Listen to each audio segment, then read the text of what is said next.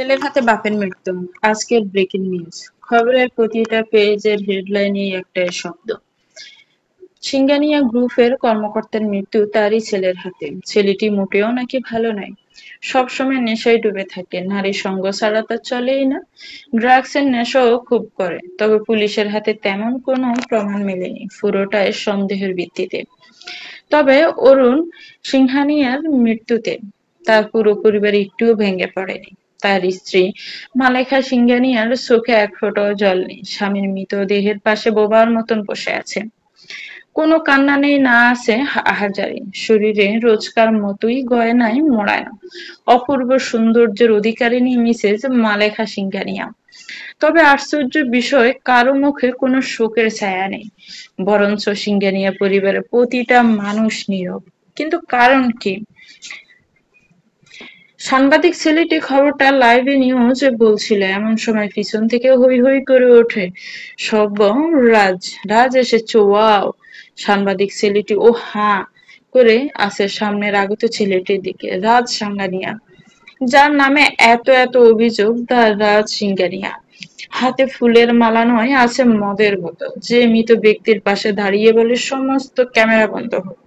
রাজ সিংহানিয়া জমের মতো আর এক নাম, ভয়ে প্রতিটা রিপোর্টার ক্যামেরা বন্ধ করে। নিজের গমগমে স্বরে বলে, আপনারা বাইরে যেতে পারেন, আমাদের পারিবারিক ব্যাপারে চাইছি না কোনো ব্লাডি রিপোর্টার সেটা ক্যামেরা বন্দি করে খবরে ফেস করুক। প্লিজ বাড়ির বাইরে যান। রাজ সিংহানিয়া ওর গমগমে আওয়াজ সব বাড়তি লোকগুলোকে দূর করে। লোকজনও কম হলে মৃত ব্যক্তির দিকে চেয়ে থেকে চলে যায় অন্দরমহলে। নিজের ম্যানেজারকে বলে, এই সমস্ত ড্রামা বন্ধ করো, গতকাল থেকে অসহ্য লাগছে সব। ম্যানেজার বলে, স্যার যদি কিছু মনে না করেন তাহলে একটা কথা বলি। রাজ কোনো কথা না বলে চুপ থাকে, তার মানে ম্যানেজারকে বলতে বলছে। সবাই সবাই আপনাকেই দোষারোপ করছে। বড় সাহেবের মৃত্যুতে এই বিষয়ে আপনার কি কোনো মতামত নেই? না মানে ইন্টারেস্টিং, ভেরি ইন্টারেস্টিং। না, এই বিষয়ে আমার কোনো কথা বলার নেই। বাঁকা হেসে মদের বোতলে চুমুক দেয় রাজ সিংহানিয়া। আজ রাতটা স্পেশাল করার দায়িত্ব তোমার। কাইসার নতুন মেয়ে চাই, যার পারফরমেন্স হবে 100%। কিন্তু স্যার, রাজ ঠান্ডা স্বরে বলে, বসটা কে কাইসার? আমি নাকি তুমি? যা বলছি তাই যেন হয়। আর হ্যাঁ, এইসব মেলোড্রামা বন্ধ করো। ফার্স্ট, আজ রাতটা স্পেশাল করার দায়িত্ব তোমার। কাইসার নতুন মেয়ে চাই, যার পারফরমেন্স হবে 100-তে 100। কিন্তু কোনো কিন্তু নয় কাইসার, যেটা বলেছি সেটাই করো। ফার্স্ট মেয়ে চাই, সুন্দর দেখতে হবে, অবশ্যই ভার্জিন হলে তো কোনো কথাই নেই। তবে হ্যাঁ, রাজ সিংহানিয়া কারো এটু জিনিসে মুখ দেয় না, মেয়ে যেন ভার্জিন হয়। কাইসার মুখে কিছু কথা বলে না, ঘাড় নেড়ে বেরিয়ে যায় ঘর থেকে। রাজ নিজের মতোই ড্রিঙ্কস করতে থাকে। রাজের মধ্যে একটা অদ্ভুত পাওয়ার আছে, সে যতই নেশা করুক না কেন, ওর নেশা চড়ে না। খুব একটা মদ রাজকে কাবু করতে পারে না। কায়সার চলে যেতেই ঘরে একজন প্রবেশ করে। রাজ উল্টো দিকে দাঁড়িয়ে থাকায়ও বুঝতে পারে ঘরে কেউ এসে দাঁড়িয়েছে। রাজ উল্টো ঘুরেই বলে, কোনো পতিতার কন্যা আমার ঘরে প্রবেশ করুক, সেটা আমার পছন্দ নয়। So get out from my room. অপর পাশ থেকে কোনো উত্তর না পেয়ে কালচার সামনে করে মেয়েটিকে ভালো করে দেখে নিয়ে দাঁতে দাঁত চেপে বলে, রূপ দেখিয়ে আমাকে বশ করতে পারবি না, আমার ঘর থেকে বের হ, সহ্য হয় না তোদের মতো নোংরা মেয়েদের। সামনে দাঁড়ানো মেয়েটি ছুটে গিয়ে রাজের পা ঝাপটে ধরে বলে, আমি আমি ভুল করেছি, আমি জানি এই ভুলের ক্ষমা হয় না, তবুও তবুও কেন কেন এমন করে নিজের গায়ে কলঙ্ক টানছো? রাজ রাজ এক ঝটকা মেরে নিজের পা থেকে মেয়েটিকে সরিয়ে দিয়ে বলে, বলেছিলাম নোংরা মানুষ আমার সংস্পর্শে যাতে না আসে। আমি পছন্দ করি না। আমার আবার স্নান করতে হবে। রাজের সামনে বসে থাকা মেয়েটি ক্রন্দনরত অবস্থায় বলে, কেন করছে এমন? যেটা যেটা ভাবছো? কিছু বলার আগেই রাজ নিজের হাতে থাকা মদের বোতলটি টেবিলে মেরে ভাঙা কাঁচের অংশ নিয়ে মেয়েটির মুখের দিকে এগিয়ে এসে বলে, কয়েক সেকেন্ড লাগবে মেরে ফেলতে, জানটা বার করতে। আমার আবার মায়া দয়া নেই, পুলিশেরও ভয় নেই। খুন করে দিব্যি ঘুরে বেড়াবো সবার সামনে দিয়ে। কেউ আমার কিছুই করতে পারবে না। সবার সামনে বসে থাকা মেয়েটি হু হু করে কেঁপে উঠে ভয়ে বলে, প্লিজ কি কি করছি আমি? রাজ এবার একটু এগিয়ে গিয়ে মেয়েটির মুখটা ভালো করে দেখে নিয়ে বলে, আজ হঠাৎ আমার পায়ের তলায় যে শখের নাগর বুঝি অক্কা পেয়েছে তাই আজ আমার পায়ের তলায় আসতে হলো। তোদের মতন পতিতাদের আমি ভালোই চিনি, বড়বাবুদের পেলে। তারপর কিছু না বলে রাজ উঠে দাঁড়িয়ে মেয়েটিকে ডিঙিয়ে গিয়ে বলে, আমি চাই না দ্বিতীয় দিন আমার এবং আমার ঘরের ত্রিসীমানাতেও যেন কোনো পতিতার পা না পড়ে। নারীর দেহে লিপ্ত থাকা পুরুষটির আজকে কি এমন হলো যে নারী পিপাসা না মিটিয়ে চুপ করে একটা জায়গায় বসে রয়েছে? মাথা তার সোজা সটাং বসে কোনো দূরের কিছু দেখার চেষ্টা করছে কি? ঘরের ভেতর বসে রয়েছে একটা নারী, হ্যাঁ শুধুই একটা নারী, যার 18-তে পা দেওয়ার সাথে সাথেই এক করুণ নরকের ঠাঁই হয়েছে। তার নিজেরই মামা তাকে বিক্রি করে দিয়েছে কোনো এক ব্যবসায়ীর হাতে। আর সেই ব্যবসায়ীটির মারফত আজ এখানে এই ঘরে বসে থাকা। তরুণীটি রীতিমতো কাঁদছে কাঁদছে, অসহ্য লাগছে সবকিছু। নিজের দেহ মন এভাবে বিলিয়ে দিতে ভেবে ভেবে আটকে উঠছে বারবার, কি কি হলো এত বছর নিজেকে সবার থেকে আড়াল করে এনে? কি হলো নিজেকে এত বছর সবার পিপাসা লালসা থেকে বাঁচিয়ে কি হলো? তার মা তো চলেই গেল দেশ দুনিয়া ছেড়ে। বাপটারও কোনো খোঁজ খবর নেই, হয়তো আছে কোনো এক স্থানে শান্তিতে নীরবে। কিছুটা সময় পর সামনে বসা লোকটা উঠে দাঁড়ায়, বিছানায় বসে থাকা রমণীটির দিকে এগিয়ে আসে, খুব কাছে এগিয়ে এসে মুখোমুখি দেখে কিছুটা সময় নিয়ে। রমণীটি ভয়ে ধুরো ধুরো বুকে কিছু সরে আসে, লোকটির গা থেকে কেমন উটকে একটা গন্ধ আসছে। মেয়েটার বুঝতে অসুবিধা হয় না যে ড্রিঙ্কস করেছে, তার সাথে তার গায়ের কড়া পারফিউমের গন্ধ সব মিলিয়ে যেন দম বন্ধকর পরিস্থিতি। কি করে সামাল দেবে এ 18 বছর কিশোরী? কোনো রকমে গলার স্বর ভার করে বলতে চাই, দেখুন কাছে আসবেন না আমি কিন্তু। রাজ কিছুটা সামনে এগিয়ে এসে বলে, আমাকে ভয় পাচ্ছেন মিস? আমাকে রাজ সিংহানিয়াকে? কিন্তু কেন কেন ভয় পাচ্ছেন? ভাবছেন আমি আপনাকে না? নারী নিয়ে ঘরের দরজা বন্ধ হয় ঠিকই, তবে সেই নারীর গায়ে একটা ফুলের টোকাও দেয়নি এই রাজ সিংহানিয়া। মেয়েটি অবাক হয়নি বোধ হয়। আজকালকার দুনিয়ায় এমন মানুষও হয় নারী ঘরে নিয়ে ঢুকে, অথচ সেই নারীকে স্পর্শ না করে মুখের ওপর টাকার বান্ডিল দিয়ে ঘর থেকে বেরিয়ে যায় কেন? অহেতুক মানুষটা নিজের নামে বদনাম করে মনের মধ্যে হানা দেয় 18 বছরের কিশোরী। বাবা আমাকে ছেড়ে দিন, আমার আমার সতীতেই একমাত্র সম্ভব, নিজের বলতে একমাত্র নিজের সতীত্বটাই রয়েছে, এটাকে নষ্ট করবেন না। আমি যে ভাইরে মুখ দেখাতে পারবো না। না, বাপ মানে মরা ছাড়াও কোনো গতি নেই। কথাটা শেষ করে 18 বছরের কিশোরী হাউ মাউ করে কেঁদে দেয়। রাজ অবাক না হয়ে পারে না। আজ পর্যন্ত কোনো মেয়েকে দেখেনি যে সে রাজকে দেখে পাগল হয়নি। মেয়েরাই রাজের সাথে সম্পর্ক করতে চায়। তো এরকম অনেক প্রপোজাল রাজ পেয়েছে বাইরের কিছু মানুষ রাজের সম্বন্ধে জানলেও আজ নিজের হাতে এখনো অব্দি কোনো মেয়েকেই স্পর্শ করেনি। নিজেকে গুটিয়ে রাখে কিন্তু বাইরের লোকদের সামনে জাহির করে সে নারী দেহ মত্ত এক পুরুষ। কাজেই প্রতিদিন রাতে নিত্য নতুন মেয়ে দরকার। এক প্রকার বলতে গেলে নিজেই নিজের ইমেজটাকে নষ্ট করছে মানুষের সামনে। তবু কেন যেন মেয়েরা রাজ বলতে পাগল, অদ্ভুত টান অনুভব করে। কিছু কিছু মেয়ে এমন আছে রাজের গায়ে ইচ্ছাকৃত ঢলে পড়ে। রাজের একটু সাড়া পেতে যেন খুলেও দাঁড়িয়ে পড়তে টাইম নেবে না। এরকম কিছু মেয়ের সাথে রাজের কাজের সূত্রতে আলাপ হয়েছে, কিন্তু ওই যে রাজা নারী দেহ পছন্দ করে না, কোনো টান অনুভব করে না নারীদের প্রতি। একজনের প্রতি খুব আকৃষ্ট ছিল রাজ, কিন্তু সে সবই আজ ইতিহাস।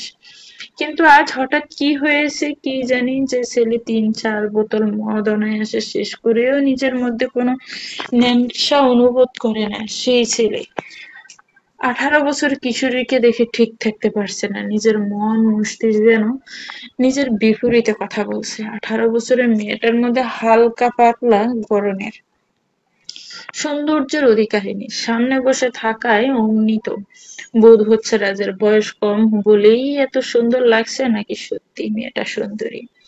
রাজ বুঝে পায় না, নারীটির মাথা ভর্তি চুল, চুলগুলো বুঝে কোমল শাড়ি এলোমেলো হয়ে সারা পিঠময় ছড়িয়ে রয়েছে, পরনে লাল রঙের পাতলা শাড়ি। সেই শাড়িটা যেন মেয়েটার শরীরের ভিতরে অঙ্গ প্রত্যঙ্গ উকি দিচ্ছে। মেয়েটাকে দেখতে সুন্দর, ঠোঁটে হালকা লিপস্টিক গোলাপি রঙের, নাকি না ঠোঁটটাই গোলাপি, রাজ সেটাও বুঝতে পারে না। একভাবে মেয়েটাকে পর্যবেক্ষণ করে মাথা ঝাঁকিয়ে কি একটা বিড়বিড় করে বলে। সামনে বসে থাকা কিশোরী মেয়েটি অত শত না বুঝে হাউমাউ করে কেঁদে ওঠে, নিজের গাটাকে নিজের দু হাত দিয়ে ডাকার চেষ্টা করে বলে, দয়া করে আমার আর কাছে আসবেন না, আমার খুব ভয় করছে। রাজের মজাই লাগে। মেয়েটিকে এভাবে কাঁদতে দেখে বলে, জানতে না তোমাকে এখানে কিসের জন্য আনা হয়েছে, তাহলে এত নাটক কিসের? মেয়েটির সাথে সাথে মাথা নেড়ে বলে, জানতাম না, আমি কিছুই জানতাম না। বিশ্বাস করুন, আমার মামা আমাকে বিক্রি করে দিয়েছে। বাপ মানে মামা মামির কাছে মানুষ, মামা টাকার লোভে ওই বাজারের ব্যবসায়ী দুলালের কাছে আমার বিক্রি করে দিয়েছে, আর সেই দুলালের মারফতে আমি আজ এখানে। বিশ্বাস করুন বাবু, আমার আর যাওয়ার কোনো জায়গা নেই, আমাকে আমাকে আর বলতে পারে না। মেয়েটি হাউমাউ করে কেঁদে ওঠে। রাজের এত বছরের জীবনে কোনোদিন কোনো মেয়ের প্রতি টান অনুভব করেছিল কিনা জানা নেই ঠিক, কিন্তু এখন মেয়েটির চোখে জল যেন বুকের মধ্যে বড্ড লাগছে। কিছু একটা অনুভব করছে, যেটা নিজে না বুঝতে পারলেও তার মন ঠিক বুঝতে পারছে চলে যাচ্ছে। রাতের 28 বছর জীবনে তো কখনো মায়া দয়া জিনিসটা ভেতরে কাজ করেনি, নিজেকে এমন ভাবে তৈরি করেছে কখনো কারো প্রতি মায়া দয়া সেরকম ভাবে আসেনি। নিজেকে যথেষ্ট স্ট্রং প্রিন্টেড করে সকলের সামনে, কিন্তু সেই ছেলেটাই আজ এই মেয়েটির কথা শুনে স্তব্ধ হয়ে যায়।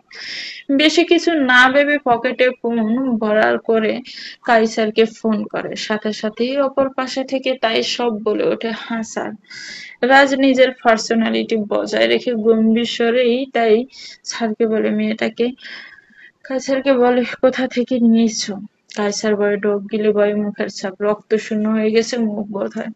বলে, স্যার বিশ্বাস করুন, এটা একটা নতুন লোক, কোটপুর গ্রামের দুলাল ব্যবসায়ী, যার থেকে এনে একদম ভার্জিন, কেউ এখনো অব্দি ফুলের টোকা উক্তি দেয়নি, আপনি প্রথম। রাজ অশ্রাব্য ভাষায় দুটো গালে দিয়ে বলে, মেয়েটিকে পার্মানেন্ট চাই, রক্ষিতা হিসাবে। কথা বল কত লাগবে? এক প্রকার মেয়েটাকে সারা জীবনের জন্য কিনতে চাই, পুষিয়ে দিও দুলালকে। আর হ্যাঁ, এই মেয়ের সমস্ত ডিটেলস আমার চাই, গাড়ি বার করো, আমি বের হব। 18 বছরের কিশোরী হা করে সামনে বসে থাকায় গম্ভীর লোকটার কথা শুনে অবাক না হয়ে পারে না, চোখ থেকে এখনো টপ টপ করে জল পড়তে থাকে। মাথার মধ্যে একটাই কথা ঘুরপাক খায়, রক্ষিতা। বয়স অল্প হলেও এই কথাটার মানে মেয়েটি বোঝে। হাউ মাউ করে কেঁদে ওঠে, ভগবানের কাছে নীরবে নিজের মৃত্যু কামনা করে। এর থেকে তো এটাই ভালো ছিল, আজ রাত বুক করে মানুষটা ওকে ছেড়ে দিত, ও আত্মহত্যা মহাপাপ জেনেও সে আত্মহত্যার সাগরে ডুব দিত, কিন্তু এখন প্রতিনিয়ত তাকে মরতে হবে একটা মানুষের রক্ষিতা হয়ে। হ্যাঁ ঈশ্বর, তোমার মেয়েদের বিয়ে করে স্বামীর সংসার হয়, সন্তান হয়, আর আমি আজ থেকে কারো কেনা গোলাম, কারো কেনা রক্ষিতা। এই মেয়ে কাপড় খুলে বস বিছানায়। 18 বছরের কিশোরী হা করে মুখখানে চেয়ে রয়েছে বৃদ্ধ মহিলাটির। মনে কিনা কাপড় বলি কিনা কাপড় খুলতে, কোন রকম বনিতা ছাড়াই কিশোরী মেয়েটি বলে ওঠে, কেন ঠাকুমা, কাপড় কেন খুলবো? বৃদ্ধ মহিলাটি বড় বড় করে তাকিয়ে বলে, ঠাকুমা কাকে বললি? যদিও অনেক পুরনো কাজের লোক সিঙ্গিয়া বাড়ির এই বৃদ্ধ মহিলা, সেই কারণে অনেকেই মেনে চলে ওনাকে। রাজও ছোট থেকে এনার হাতেই মানুষ, সেই কারণে অনেকটাই মেনে চলে। বিদ্যা বলে ওঠে, যেটা বলছিস সেটা কর, স্যার বলেছেন কাপড় খুলতে, কাপড় খুলে শুয়ে থাক। আর হ্যাঁ, নিজের হাতে নিয়ে আসা ড্রেসটা মেয়েটার দিকে বাড়িয়ে দিয়ে বলে, এই নে ড্রেসটা ধর, এই ড্রেসটা রাতে পরে নিস। কিশোরী কন্যা অবাক হয়ে তাকিয়ে বলে, মানে এটা কেন পড়তে যাব? কথাটা বলে কিশোরী মেয়েটির সামনে দাঁড়িয়ে থাকা বয়স্ক মহিলাটিকে ভালো করে দেখে। পরনে একটা ব্ল্যাক কালারের হাঁটু অব্দি জামা, তার উপর একটা সাদা রঙের কোট, পায়ে হাঁটু সমান মোজা, কালো জুতো, চুলগুলো খোপা করা, মাথায় ব্ল্যাক কালারের টুপির মতো কিছু একটা একটা পড়েছে। মহিলাটির বয়স হলেও দেখা বোঝার উপায় নেই কত বয়স, যথেষ্ট স্মার্ট। একটা ডিসিপ্লিনের মধ্যে রয়েছে, দেখেই বোঝা যাচ্ছে অনেকটা আদব কায়দা নিয়ে চলাফেরা করে। কিশোরী মেয়েটিকে নিয়ে নিজের দিকে তাকিয়ে থাকতে দেখে লতিকা নামক বৃদ্ধ মহিলাটি বাঁকা হেসে বলে, এটাই হলো আমাদের ইউনিফর্ম, মানে বুঝিস, মানে ড্রেস। এখানে থাকতে হলে আদব কায়দায় থাকতে হয়। তোর মতো নষ্ট মেয়ে মানুষের কি বুঝবে? যতই হোক, তোকে সম্মান মন থেকে না করলেও স্যারের সামনে করতে হবে। স্যারের খাস বলে কথা, মুখ বাঁকিয়ে বলে। বুড়িটি একটু এগিয়ে গিয়ে ধীরে ধীরে বলে, দেখ, মনে হয় তোর অনেকটাই অল্প বয়স, কিন্তু তবুও একটা কথা কান খুলে শুনে রাখ। স্যার তোকে এমনি এমনি নিয়ে আসে নাই, প্রতি রাতের সঙ্গী সে পছন্দ করেছে। একজনের সাথে এরকম পার্মানেন্টলি থাকা স্যারের এই প্রথম। প্রথম তার মানে এটাই বোঝায় তোর মধ্যে এমন কিছু একটা আছে যেটা স্যারকে আকৃষ্ট করছে। বুঝতে পেরেছিস? বয়স তার কম হলো না, আমার 50-এর কোঠায় চলে বয়স। অনেকটাই অভিজ্ঞ, সেই অভিজ্ঞ চোখেই বুঝতে পারছি। শোন, একটা ভালো কথা বলি, বড় স্যার রে হাতে রাখার চেষ্টা করিস না, তোর ভাগ্য বদলাই দেব অনামিকা ম্যাডাম। কিশোরীটি ঢুক গেলে ভয়ে ভয়ে বলে, মা মানে? সে তো অনামিকা ম্যাডামের সাথে দেখা হলেই বুঝতে পারবে। কতদিন এই বাড়িতে টিকতে পারিস দেখ, নিশ্চয়ই কোনো অপবাদ দিয়ে বাড়ি থেকে বের করে দেবে। স্যারের চোখে ছোট করতে 2 মিনিটের সময় নেবে না অনামিকা ম্যাডাম। কে? কে এই অনামিকা? খবরদার মেয়ে নাম মুখে আনবি না, পরে ধীরে ধীরে সব জানতে পারবি এই বাড়ির গোপন রহস্য। আর শোন, একটা কথা, স্যারের মন মতন চলিস। তুই নষ্ট মেয়ে হলেও তোর মুখটা দেখে আমার খুব মায়া লাগছে, তাই বললাম স্যারের মন জোগাতে হলে রাত্রিবেলায় আদর দিয়ে পুষিয়ে দিস। যাই হোক, বেশি কথা বলবো না, তবে এটাই বলবো, আমার কথাগুলো মাথায় রাখিস। বড় স্যারকে খুশি রাখতে পারলে তোর জীবন জিঙ্গেলালা। কথাটা বলে বৃদ্ধ মহিলাটি ঘর থেকে চলে যায়। এত এত কথা বাচ্চা মেয়েটার মাথায় কিছুই ঢুকলো কিনা সন্দেহ।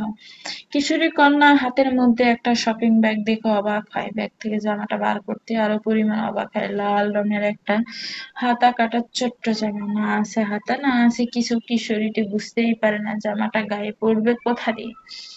এটা তো হাতা গলা কিছুই নেই, কারচুচ্চ ব্যাপার, পরে কি করে? ছি, এসব জামা আমি পরবো না। এত এত ভাবনার মাঝে নিচ থেকে চেঁচামেচির আওয়াজ আসে। চেঁচামেচির আওয়াজ শুনতেই কিশোরী কন্যা থতমত খেয়ে যায়, বাড়ি কিছুটা সিটিয়ে যায়। কেনা না, এই বাড়িতে আসার সময় লক্ষ্য করে বাড়িতে কোনো অনুষ্ঠান ছিল, কোনো মৃত ব্যক্তির শ্রাদ্ধ শান্তির কাজ চলছিল হয়তো। আর সেসবের তোয়াক্কা না করে ওই গম্ভীর পুরুষ টানতে টানতে এই ঘরে নিয়ে আসে, রাখে। সেই যে গেছে আর আসার নাম নেই, নিজে না আসে বৃদ্ধ মহিলাটাকে দিয়ে এরকম উল্টো পাল্টা ড্রেস পাঠিয়েছে, ভাবা যায়? কিন্তু মনের মধ্যে খসখস করায় ধীর পায়ে ঘর থেকে বাইরে পা বাড়ে। আর তারপরে ঘরের ভিতর থেকে অদ্ভুত আওয়াজ আসছে, ম্যাডাম। ঠিক ওই যে আ ও উম এমন শব্দ, ছি, আমার সে কি লজ্জা। ললিতা নামক বৃদ্ধ কাজের মহিলাটি মুখে হাত দিয়ে বলে। ললিতার মুখে এমন কথা শুনে সামনে থাকা কাঁচের গ্লাসটা ফ্লোরে এক আছাড় মারে, ক্ষণিকের মধ্যেই ভেঙে চূর্ণ বিচূর্ণ হয়ে যায়। ললিতা নামক কাজের বিদ্যাটি ভয়ে এক লাফ দেয়, মনে মনে ঈশ্বরের নাম নিতে থাকে। বেরিয়ে যা আমার ঘর থেকে, তোকে বলেছিলাম ওর কানে আমার নামে ভয় ঢুকিয়ে দিয়ে আসবি, তা না করে। ম্যাডাম শান্ত হন, এত উত্তেজিত হবেন না। এত উত্তেজিত হলে কাজের কাজ কিছুই হবে না। আপনি বুঝতে পারছেন না, কচি মেয়ে প্রেম, বড় স্যার কোচিং এর স্বাদে নিয়ে মেয়ে ছেড়ে দেবে? ভালো লেগেছে বলেই তো নিয়ে এসেছে বাড়িতে। আর তাছাড়া আপনার দিকে তো ফিরেও তাকায় না। কথাটা বলে নিজের মুখে হাত দিয়ে জিভ কাটে, কি বলতে কি বলে ফেলেছে, নিজেই নিজেকে মনে মনে অনেক গালাগালি দিয়ে দেয়। সামনে বসে থাকা সুদর্শনা মেয়েটি চেঁচিয়ে উঠে, গেট আউট, আমার ঘর থেকে এই মুহূর্তে বেরিয়ে যা। তোদের মতন নিমক হারাম কাজের লোক আমার চাই না। ললিতা ঘর থেকে বেরিয়ে যাওয়ার আগে পিছনে ফিরে বলে, ম্যাডাম আপনি তো কাজে রাখেননি, রেখেছে বড় স্যার। আর তাছাড়া, সুদর্শনা মেয়েটির রাগে দাঁত কটমটিয়ে বলল, খুব কথা বেড়েছে না? খুব কথা, জিভ টেনে ছেড়ে দেবো, চিনিস আমাকে? ললিতা কোনো কথা না বলে চুপচাপ ঘরের দরজা খুলে বেরিয়ে যায়। যেতে যেতে টানবে কি বলতে ভুলে না, ও নাকি আবার জিভ টানবে, যার এই বাড়িতে নিজেরই স্থান নেই সে নাকি আমার কাজ খাবেন, যত সব। সে ঠিক করবে নাকি?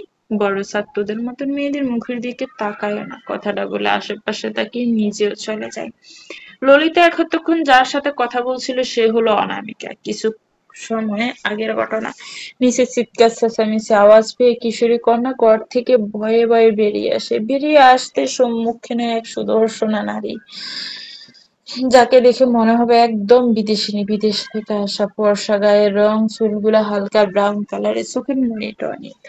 নীলমণি একেবারে অপরূপা সুন্দরী যাকে বলে, সেই মেয়েটি ঘরের সামনে দাঁড়ানো দেখতে পায়। কিশোরী কন্যা মেয়েটিকে দেখে থতমত খেয়ে যায়, ভয়ে চমকে ওঠে, প্রায় কিছু ভুলবে। তার আগে সামনে দাঁড়ানো সুদর্শনা মেয়েটি চুলের মুঠি ধরে টানতে টানতে ড্রয়িং রুমে নিয়ে আসে। ড্রয়িং রুমে রাজ এবং মিথিলা দেবী বসে দুজনের মধ্যে তর্ক বিতর্ক হচ্ছিল। যেহেতু আজ অরুণ বাবু শ্রাদ্ধের খাওয়া দাওয়া ছিল, সেই কারণে বাড়িতে প্রচুর লোক এসেও রাজের দেখা পায়নি। সেই কারণে মিথিলা দেবী তথাকথিত রাজের মা এই নিয়ে রাজের সাথে তর্ক করছে। এমন সময় অনামিকা নামক সুদর্শনা মেয়েটি অষ্টাদশী চুলের মুঠি ধরে টেনে রাজের পায়ের কাছে ফেলে। অষ্টাদশী মেয়েটি কিছু বুঝে ওঠার আগে মুখটা তুলে ঠাটে গালে একটা চড় মারে অনামিকা এবং চিৎকার করে বলে, কে সাহস দিয়েছে তোকে রাজের ঘরে ঢোকার? কে এই মেয়ে?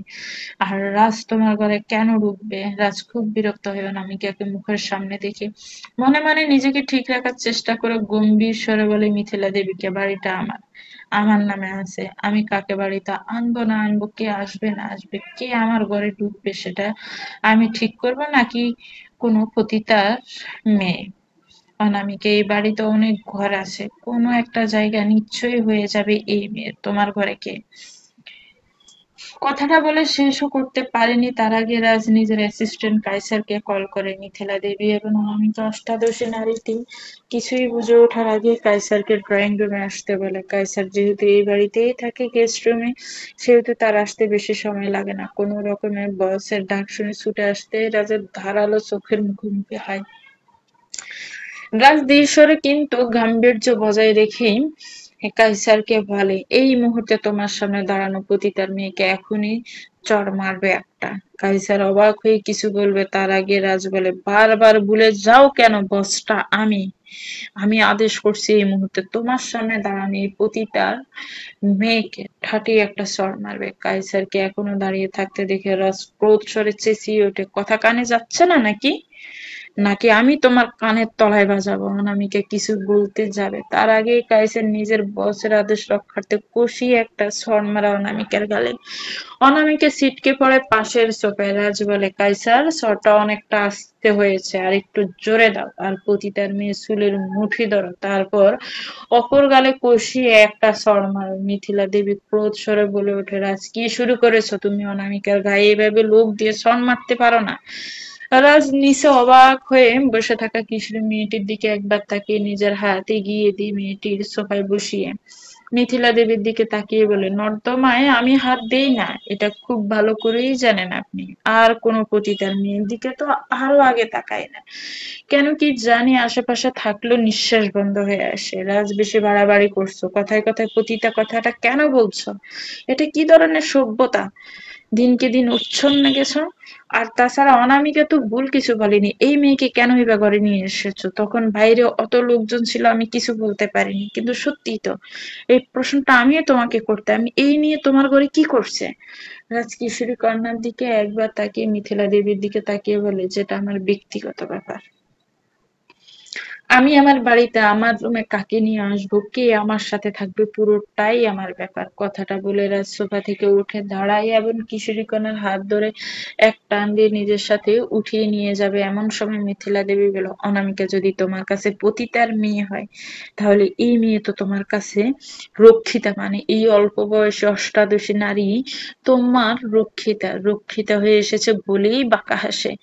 রাজ সোজা হাঁটতে গিয়েও পিছু ফিরে বলে, রক্ষিতার ব্যাপারটা আপনি ভালো জানবেন, কেননা আপনিও তো থাক পুরনো কাসুন্দি নয় নাই আর ঘাটলাম। আমি শুরু করলে কোনো জায়গা পাবেন না। এই যে শুনুন, আমার বাড়িতে থাকতে হলে আমার আদব কায়দায় চলতে হবে। যদি এই মেয়েকে কেউ অসম্মান করে অপমান করে তার সাথে কি করব আমি নিজেও জানি না। মিথিলা দেবী চিৎকার করে বলে ওঠে, নির্লজ্জ বেহাইয়া ছেলে, বাড়িতে রক্ষীতে নিয়ে উঠেছে, কি ভাবতেও ঘেন্না লাগছে।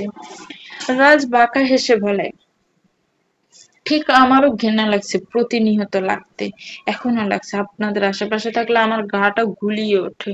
অরুণ সিংহানিয়া মরলেও আপনাকে নিয়ে গেলেন না কেন, এটাই আমি ভাবছি। রাজ গলা নামিয়ে, গলা গলা কিন্তু আমারও আছে, ভদ্রভাবে কথা বলছি বলে এই নয়। বাঁকা হাসে। অনামিকা এতক্ষণ চুপ থাকলে এখন ছুটে এগিয়ে গিয়ে রাজের মুখোমুখি হয়ে বলল, খুব ভুল করলে আজ, খুব ভুল করলে। তোমার অ্যাসিস্ট্যান্টকে দিয়ে আমায় চড় মেরে খুব ভুল করলে। চড়টা আমিই মারতাম, কিন্তু কি বলতো, তোর মতো নোংরা পতঙ্গে হাত দিয়ে নিজের হাত নষ্ট করতে চাইনি। তোকে বলেছিলাম না আমার ঘরের আশপাশে যেন তোকে না দেখি, তবুও নির্লজ্জে বেহায়ামি আমার ঘরের সামনে গিয়ে দাঁড়িয়ে থাকিস। একটা কথা কান খুলে শুনে রাখ, এই বাড়িতে থাকতে হলে আমার কথা শুনেই থাকতে হবে।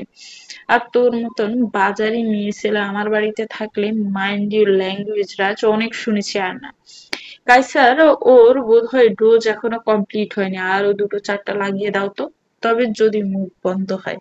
কথাটা শেষ করে মেয়েটির হাত ধরে টানতে টানতে ঘরে নিয়ে যায়। ঘরে গিয়ে দরজাটা থপ করে বন্ধ করে দিয়ে কিশোরী কন্যার দিকে তাকিয়ে ধীর স্বরে কিন্তু গাম্ভীর্য বজায় রেখে বলে, ছিলাম না ঘর থেকে বের হতে না? কোন সাহসে ঘর থেকে বেরিয়েছিলেন? কিশোরী মেয়েটি কি বলবে, কেঁদে কেটে একসার। এই লোকের সাথে দেখা হওয়া থেকে একটার পর একটা ঘটনা, জীবনটাও যেন জ্বালাকালা হয়ে গেছে। দেখুন, অসহ্য, এ সমস্ত নেকা কান্না বন্ধ করো। কথাটা বলেই ঘরে থাকা ছোট ফ্রিজ থেকে মদের বোতল বার করে ঘরের কোণে রাখা সোফাটায় গিয়ে বসে। পায়ের উপর পা তুলে আয়েশ করে বসে মেয়েটিকে ইশারায় কাছে ডাকে। মেয়েটি এখনো এক জায়গায় দাঁড়িয়ে থাকতে দেখে রাজ আবার বলে, কি হলো, কথা কানে যায়নি? কিশোরী কন্যা ভয়ে ভয়ে এগিয়ে যায় সামনে। সামনে গিয়ে দাঁড়াতে রাজ হাত ধরে হ্যাঁচকা টেনে নিজের কোলের উপর বসায়। মেয়েটি ভালো করে পর্যবেক্ষণ করে বলে, এই প্রথম মদ ছাড়া নেশা ধরেছে। এই প্রথম মদ ছাড়ার নেশা ধরেছে। আফিমের চেয়েও বেশি মোহনীয় মেয়ে তুমি। বড্ড নাজেহাল লাগছে, নিজেকে সংযত রাখতে কষ্ট হচ্ছে। অষ্টাদশী মেয়ের মনে বয়স, সংকট, জড়তা সবটাই হচ্ছে। রাজের কোল থেকে উঠে যেতে চাইলে রাজ কোমর চেপে ধরে। নিজের নাক মেয়েটির চুলে গুজে বলে, দ্য ফ্রেগ্রেন্স ইজ নাইস। কি ব্যবহার করো? অষ্টাদশীর ভয়ে গলার আওয়াজ আসছে না, তো তো করে বলে, আমি কিছু মাখিনি। রাজ অষ্টাদশী মেয়েটিকে আর একটু নিজের সাথে চেপে ধরো। ইয়ামি মনে হচ্ছে, টুক করে খেয়ে ফেলি। মেয়েটি ভয়ে একদম স্তব্ধ হয়ে যায়। নিজের হাত পায়ের কম্পন টের পায়। ভয়ে ভয়ে ঢোক গিলে বলে, ছেড়ে দিন না আমায়, আমায় দয়া করে। রাজের সেসব কানে গেছে কিনা সন্দেহ। গুড় গুড় স্বরে বলে, মেয়ে তোমার নাম কি? সেটাই তো জানা হলো না। মেয়েটি আকুপাকু করতে করতে বলে, আমার আমার নাম বনলতা সেন। নামটা শোনা মাত্রই যা চট করে মাথা তুলে বলে, কি নাম? লতা পাতা কি সেন? মেয়েটি তড়িত বেগে রাজের কোল থেকে নেমে কোমরে হাত দিয়ে বলে, রাজের দিকে আঙুল দেখিয়ে, এই যে মিস্টার, আমার নাম বনলতা, বনলতা সেন, লতা পাতা না, বুঝলেন? রাজের খুব হাসি পায় হঠাৎ এমন ভাবে মেয়েটাকে কথা বলতে দেখতে। রাজ মেয়েটির সামনে জাহির না করে গম্ভীর মুখ করে রাখে। বনলতা আঙ্গুল তাক করে বলে, এই যে দেখুন, দ্বিতীয়বার যেন না। রাজ বনলতার পুরো কথা শেষ করতে না দিয়ে দাঁতের দাঁত চিপে গম গম স্বরে সোফাতে বসে থেকে বনলতার আঙ্গুলটা মুচড়ে ধরে বলে, দুটো ভালো কথা কি বলেছি তাতেই আমাকে আঙ্গুল দেখাও? মেয়ে কত বড় সাহস দেখে আমি অবাক হচ্ছি। বনলতা ভয় পেয়ে যায়। নিজের আঙ্গুলে ব্যথা করে ছাড়ানোর জন্য মুচড়ামুচড়ি করে, কিন্তু কিছুতেই কিছু হয় না। রাজ মুচড়ে ধরা আঙ্গুলটা ছেড়ে বনলতার হাতের কবজি ধরে টেনে নিজের মুখোমুখি নিয়ে এসে বনলতার মুখের দিকে তাকিয়ে চোখে চোখ রেখে বলে, একটা রক্ষিতা হয়ে কিনা মালিককে চোখ রাঙাও?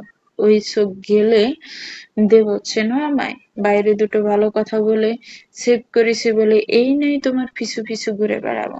কৌশি মেয়ে আজ ভালো লেগেছে তাই নিয়ে এসেছি নিজের সাথে, তাও টাকা দিয়ে কিনে। কদিন পর ভালো লাগবে না, ছুঁড়ে ফেলে দেব। থাকবে কোনো একটা ডাস্টবিনে পড়ে। কথাটা বলে সোফা থেকে উঠে দাঁড়ায়। যেতে যেতে বলেন, ঘরের দরজা লক করে শোবে অবশ্যই সোফায়, বিছানায় নয়। মেঝেতেও শুতে পারো, তবে হ্যাঁ, বিছানায় স্পর্শ করবে না। কথাটা বলে সেকেন্ডের মাঝে ঘর থেকে বেরিয়ে যায়। বনলতা স্তব্ধ হয়ে গেছে। কি বলে গেল লোকটা! সত্যিই তো, কথাগুলো তো সত্যি। বনলতাও না একটুও ভালো কথা বললেই তার সাথে সহজেই মিশে যায়, তেমনটাই হয়েছিল। হয়তো নিজের উপর এখন নিজেরই ধিক্কার হচ্ছে। ছি ছি বনলতা, তুই কিনা শেষমেশে রক্ষিত হয়ে এলি। ছি, মানুষের খেলার পুতুল। ভালো লাগবে খেলবে, ভালো লাগবে না ছুঁড়ে ফেলে দেবে। তখন তো ঠিকানা হবে ডাস্টবিন। কেউ নেবে না তোকে। কি হবে মনলতা, তোর ভবিষ্যৎ কি? বনলতা, এত ভালো রেজাল্ট করেও পড়াশোনা করতে পারবি না বোধহয়। মনে মনে এত কিছু ভেবে চোখ থেকে দুফোঁটা অশ্রু গড়িয়ে পড়ে। যদিও বনলতা খুব স্ট্রং, মামা মামির সংসারে নিজেকে নিত্য নতুন অপমানের সাথে মানিয়ে নিয়েছে। মামি কম কথা তো শোনায়নি, কম তো অত্যাচার করেনি। এমনও আছে মাছ ভাজতে গিয়ে মাছ পুড়ে গেছিল বোধহয়, সেই কারণে গরম তেল বনলতার পায়ে ফেলে দিয়েছে, ধাক্কা দিয়ে মাটিতে ফেলে দিয়েছিল বনলতার মামি। সেই পোড়া পা বহুদিন লেগেছে ঠিক হতে। তা সত্ত্বেও বনলতা সব নিয়ে বাড়ির কাজ বাজ করে বেড়াতো। দিন শেষে কি পেত? জল ঢালা ভাত। অত্যাচার প্রচুর সহ্য করে মেয়েটার কপালে বুঝি সুখ নেই। শেষমেশে কিনা কোনো বড়লোক বাপের বিগড়ে যাওয়া বখাটে ছেলের রক্ষিতা নামে লিখিত হলো নিজের জীবন। ভগবানের কাছে নানা মিনতি করতে থাকে মেয়েটা মনে মনে। কাকেই বা বলবে এই পৃথিবীতে বনলতার কথা শোনার মতো কেউ নেই। না কেউ কখনো ছিল, না ভবিষ্যতে কেউ থাকবে। একটা দীর্ঘশ্বাস, এটাই বুঝি জীবন।